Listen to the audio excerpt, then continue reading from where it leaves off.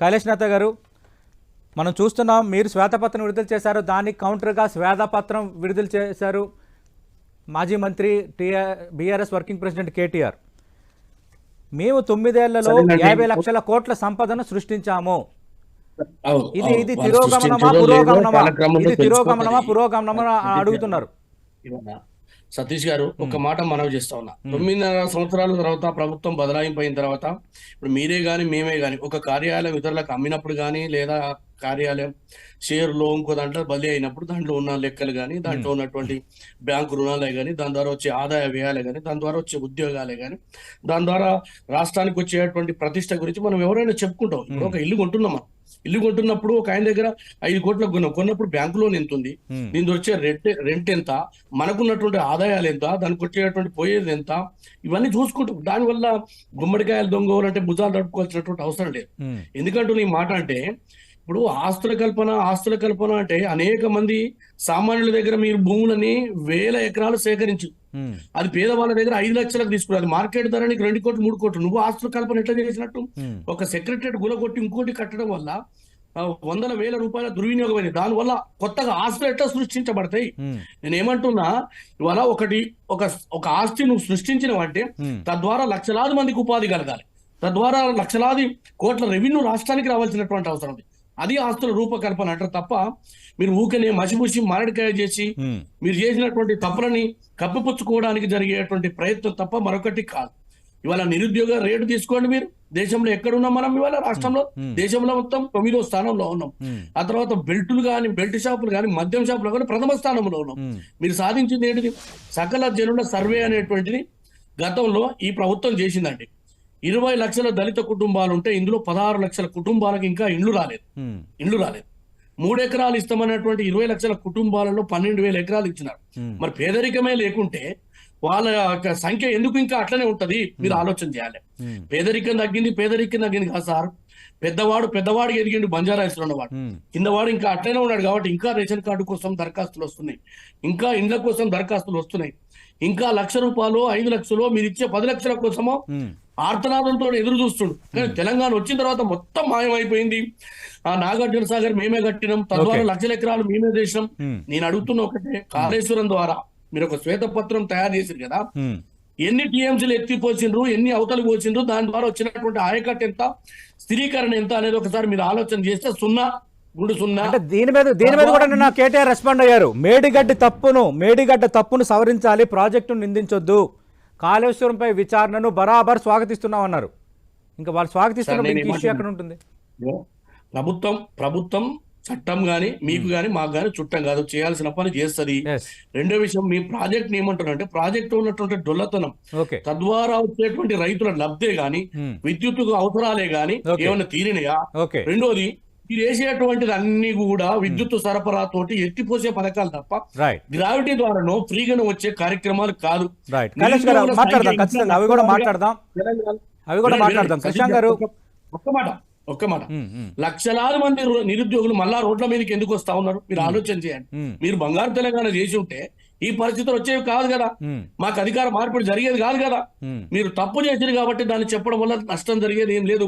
ఎందుకంటే తెలంగాణ ఇచ్చినటువంటి కాంగ్రెస్ పార్టీ మా బాధ్యత ఉంది ఈ నిర్మాణంలో. దానికోసం మీరు ఓపిక పట్టండి. కొన్ని లోపాలు ఉన్నాయి, ప్రజలు వాళ్ళు తిరస్కరించారు, ఇప్పుడు మిమ్మల్ని స్వాగతించారు. ఇప్పుడు ఆ నిరుద్యోగ రేటు తగ్గించటమో నిరుద్యోగ కల్పన చేయటమో అంతా మీ చేతుల్లో ఉంది. ఉద్యోగ కల్పన చేయటం అంతా తప్పకుండా చేస్తాం. ప్రజల మెప్పు పొందుతాం. సతీష్ గారు, రేవంత్ రెడ్డి గారి నాయకత్వంలో ఈ రాష్ట్రంలో నిరుద్యోగులు కానీ రైతులు కానీ వర్గాలకు కానీ అన్ని వర్గాలకు న్యాయం చేసి ప్రజల మెప్పు పొందుతాం. ఏ బ్యాంక్ అయినా ఒక రూపాయి లోన్ ఇచ్చేటప్పుడు కట్టే సామర్థ్యం ఉందా లేదా? కైలాష్నాథ్ గారు, ఇప్పుడు కృష్ణ గారు చెప్తుందైనా, ఇందాక ఎకనమిస్ట్ పాపారావు గారు మన డిబేట్ లో ఫోన్ లైన్ లోకి వచ్చినప్పుడు అయినా, నిజంగా ఎవరికైనా ఒక స్తోమత అంటే కట్టగలిగే స్తోమత ఉంటేనే ఎవరైనా అప్పిస్తారు. ఇప్పుడు తెలంగాణలో అప్పులని అలాగే చూడాలి, అదేదో పెద్ద తప్పిదంగా చూడడానికి లేదు. అప్పు చేయని దేశం లేదు, అప్పు చేయని రాష్ట్రం లేదు అంటున్నారు. సార్ నేనేమంటున్నానంటే, అప్పు చేసింది అప్పుల వల్ల తెలంగాణ ప్రతిష్టని అడుగుతున్నారా? దిగజార్చాలి, తెలంగాణని ఒక్క వెనక్కి నిమిషం, నెట్టాలన్నటువంటి అవకాశం ఆలోచన మాకు లేదండి సతీష్ గారు. తెలంగాణ రాష్ట్రం ఇచ్చిందే మేము, దీని భాగస్వామ్యము. ఈ రాష్ట్రం యొక్క నిర్మాణంలో మా స్వేదం ఉంది, ఈ రాష్ట్ర ఉద్యమంలో మా స్వేదం ఉంది. కానీ ఇప్పుడు ఏం చెప్తున్నారంటే మొత్తం లేదో అద్దాల మేడగా తీర్చిదిద్దితే మేము వచ్చే సమయానికి ఏదో పరిపాలిస్తున్నాము, ఇక రాష్ట్రం వెనుక అప్పులే లేవు, ప్రతిరోజు ప్రతి నెల మనం కట్టేది ఎంత అండి, నువ్వు సంపాదించే ప్రతి దాంట్లో 35 పైసలు అప్పుల పోతున్నాయి, 35 పైసలు ఇది శాలరీలకే పోతున్నాయి. మిగతా అన్ని కూడా రేపు చేయాలంటే మళ్ళీ అప్పులు చేయాల్సిందే కదా. కాబట్టి మీరేదో ఇప్పుడు ఏమన్నారండి క్రిషాంక్ గారు, సినిమాలలో బ్యాక్గ్రౌండ్ కనపడుతుంది, నేరేళ్లలో కూడా దళితులను చంపింది కూడా బ్యాక్గ్రౌండ్ లో కనపడితే బాగుండు. నిరుద్యోగులు రోడ్ల మీదకి వచ్చి ఆర్తనాదంతో పోలీసు వాళ్ళతో తన్నులు తిన్నది కనపడితే బాగుండు. అదే విధంగా మాట్లాడదామా, ఎమోషన్ మాట్లాడదామా? ఎమోషన్ మాట్లాడితే నేను ఎమోషన్ మాట్లాడతాను. వినండి, కైలాష్ గారు ఖమ్మంలో రైతులు కాల్చి చంపిన మాట్లాడతాను. హైదరాబాద్ ఈ అంశాలు మీరు ఆల్రెడీ ఎన్నికల ప్రచారంలో మాట్లాడేస్తున్నారు, ఈ అంశాలు మీరు ఎన్నికల ప్రచారంలో మాట్లాడేస్తున్నారు, ప్రజల మ్యాండేట్ కూడా వచ్చేసింది. ఇప్పుడు అప్పులు గొప్పవా, ఆస్తులు గొప్పవా? ఒక రాష్ట్రం ఆర్థిక పురోగతికి ఏది ప్రామాణికం? అప్పులు ఉండడమా, లేదంటే ఆస్తులు పెరుగుదల, లేదంటే సంపద పెరుగుదల? దీనికి కన్ఫైన్ అయిదాం, దీనికి కన్ఫైన్ అయిదాం. కోట్ల రూపాయలు దోచుకొని ఈ రాష్ట్రాన్ని సర్వనాశనం చేసి ప్రజాస్వామ్యం లేకుండా, అడిగే వాళ్ళ గొంతు లేకుండా, ప్రశ్నించే గొంతు లేకుండా, టీవీ లేకుండా, పత్రిక లేకుండా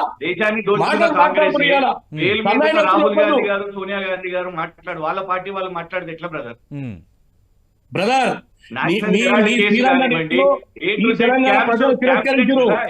మీరు అట్లా మూల కూర్చోరిగా మీరు నీతులు చెప్తే తెలంగాణ ప్రజలు వినడానికి ఎవరు సిద్ధంగా లేరు. తెలంగాణ ప్రజలకు ఏం కావాలో, తెలంగాణ ప్రజల నిరుద్యోగులకు ఏం కావాలో, దళితులకు ఏం కావాలో మాకు తెలుసు. ప్రగతి భవన్ కు ముందు కైలాష్ గారు, కైలాష్ గారు బీఆర్ఎస్ కు గౌరవప్రదమైన ప్రతిపక్ష హోదా ఇచ్చారు, ఖచ్చితంగా ప్రతిపక్షంగా వాళ్ళ పాత్ర పోషించాలి, వాళ్ళ సలహాలు సూచనలు చెప్పాలి, అభ్యంతరాలు ఉంటే ఎత్తి చూపాలని అసెంబ్లీ సాక్షిగా అసెంబ్లీ బయట కాంగ్రెస్ నేతలు చెప్తున్నారు. మళ్ళీ ఒక మాట మనం చేస్తున్నా, గౌరవప్రదం ఏంది, అగౌరవప్రదం ఏంది? ప్రతిపక్షం అంటే నువ్వు ఎన్నున్నా ప్రతిపక్షమే, కాకపోతే నీకు రాజ్యాంగ పరంగా హోదా రావాలంటే ఒకటి ఉంటది. 39 వచ్చినంత మాత్రం పెద్ద ప్రతిపక్షం, మాకు గతంలో 12 ఉన్నాయి కాబట్టి 20 ఉన్నాయి కాబట్టి ఏం పద్ధతి అండి? పద్ధతికి ఇదేం వాదన అండి? డొల్లతన వాదన. ప్రతిపక్షం అనేది ఒక్కడున్న ప్రతిపక్షమే, ప్రజల యొక్క గొంతును వినిపించడానికి ఉండాలి. కానీ మీరు చేసినటువంటి తప్పులు ఒక్కొక్కటిగా బయటకు వస్తున్నాయి, బయటపడుతుంది, మీ యొక్క కుంభకోణాలు బయటపడుతున్నాయి, ప్రజల విశ్వాసాలని రూపాయలు దోచుకున్నటువంటి దొంగల దండుపాలెం ముఠం పార్టీ.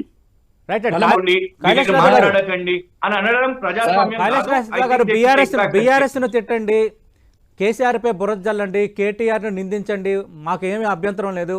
కానీ తెలంగాణ అంతా అప్పుల పాలైపోయింది, తెలంగాణ నష్టాల్లో కూరుకుపోయిందని తెలంగాణ ఇమేజ్ను డ్యామేజ్ చేసే ప్రయత్నం చేస్తోంది కాంగ్రెస్ పార్టీ. దాని మీదే మా అభ్యంతరం, దానిపైనే మా నిరసన, దానిపైన మా విమర్శ అంటున్నారు క్రిషాంక్ గారు. ఒక్క మాట మనం చేస్తున్నా, తెలంగాణ రాష్ట్రం ఇచ్చిందే కాంగ్రెస్ పార్టీ. ఈ తెలంగాణలో ఉన్నటువంటి సంబంధ జాతుల యొక్క అభివృద్ధి కానీ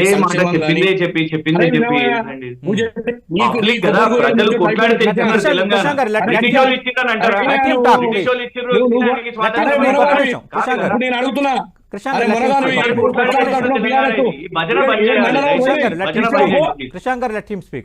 మాట అరే మాట్లాడతప్పుడు కొత్త కైలాష్ గారు మాట్లాడండి.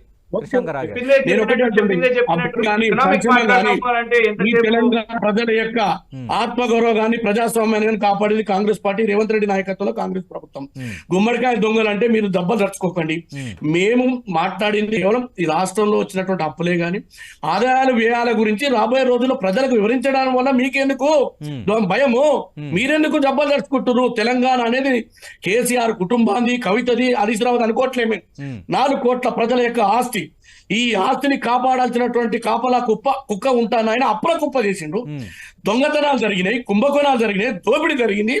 ఈ రాష్ట్రంలో ప్రతి కుంభకోణం వెనుక కేసీఆర్ కుటుంబం ధరణి పేరుతో గాని, మియాపూర్ కుంభకోణం గాని, కాళేశ్వరం కుంభకోణం గాని, ఇంటర్మీడియట్ కుంభకోణం గాని అనేకమైనటువంటి జరిగింది, నష్టం జరిగింది, పేదవాళ్ళకి జరిగింది తప్ప కేసీఆర్ కుటుంబానికి సుసంపన్నమైనటువంటి బంగారు పల్లెల్లో భోజనం చేసే అవకాశం తెలంగాణ ప్రజలు ఇచ్చిండ్రు.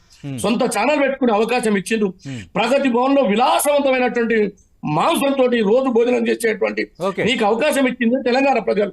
దానికోసం మాట్లాడుతున్నాం తప్ప తెలంగాణ అస్తిత్వాన్ని కానీ, ఎందుకంటే ఉద్యమంలో మేము కూడా పనిచేసినాం. శ్రీశాంక్ గారు ఎప్పుడు వచ్చారో నాకు తెలియదు. నేను 2001 నుంచి మరి ఇప్పుడు అదే విద్యార్థి ప్రగతి ఉద్యమంలో భవన్లో ఉన్నా. డిప్యూటీ సీఎం మల్లుభట్టి విక్రమార్క నివాసం ఉన్నారు కదా, నేను 2001 నుంచి జ్యోతిరావు పూలే భవన్ గా మారుస్తా ఉన్నారు కానీ మళ్ళీ డిప్యూటీ సీఎం అక్కడ. తెలంగాణని ఆకలి లేని, పేదరికం లేని, దారిద్ర్యం లేని తెలంగాణ భారతదేశంలో సుసంపన్నమైన ప్రజాస్వామిక తెలంగాణ కోసం కొట్లాడి ఉన్నాం మేమందరం. మరి వీళ్ళేమో కుటుంబ పాలనతోటి సర్వనాశనం చేసి ఇబ్బంది పెట్టి అనేక మందిని జైల్లో వేసి కనీసం ధర్నా చేసుకోవడానికి ధర్నా చౌక్ లేదు. ధర్నా చౌక్ ని పునరుద్ధరిస్తున్నాం. నువ్వు రేపటి నుంచి ధర్నా చేయి. శ్రీశాంక్, కేటీఆర్ అందరు కలిసి మేము అవకాశం ఇస్తాం. ముఖ్యమంత్రికి రండి, మెమోరాండం ఇవ్వండి. కానీ నువ్వు మెమోరాండం తీసుకో, పామ్ హౌస్ లో అనుకుంటావు. అదా ప్రజాస్వామ్య కైలాష్ నాథ్ గారు తప్పిదాలు జరగలేదు, అక్కడక్కడ లోపాలు లేవని ఎవరు సర్టిఫై చేయటం లేదు.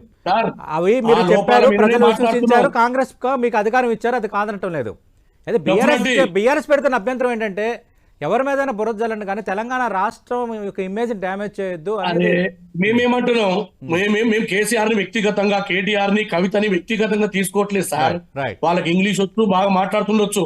మేము అనేది రాష్ట్రానికి జరిగిన నష్టం, పేద ప్రజలకు, బలహీన వర్గాలకు, దళితులకు జరిగిన అన్యాయం పట్ల మాట్లాడితే మీకెందుకు బాధ? కృష్ణ గారు మీకు ఇందాక అడిగాను, 100 రోజులు టైం ఇస్తామన్నారు, మళ్ళీ వెంటనే శ్వేతపత్రాన్ని కౌంటర్ మాట్లాడుతుండడం ఏమనుకోవాలి? ఇక్కడ నుంచి ఇలాగే ఉండబోతుందా? నువ్వనే అన్నట్టుగా ఉండబోతుంది రాజకీయం? ఇక్కడ నుంచి నువ్వనే అన్నట్టుగా ఉండబోతుంది రాజకీయం? సతీష్ జీ, ఒక్క నిమిషం. 9.5 సంవత్సరాలు వీళ్ళు అధికారంలో ఉండి ఏమి చేయలేని మీకపోతే మాకు వచ్చి 10 రోజులు కాదు అధికారంలోకి, గగ్గోలు పెడుతున్నావు, ఎగురుతున్నావు, ఆగరాదు. రైట్.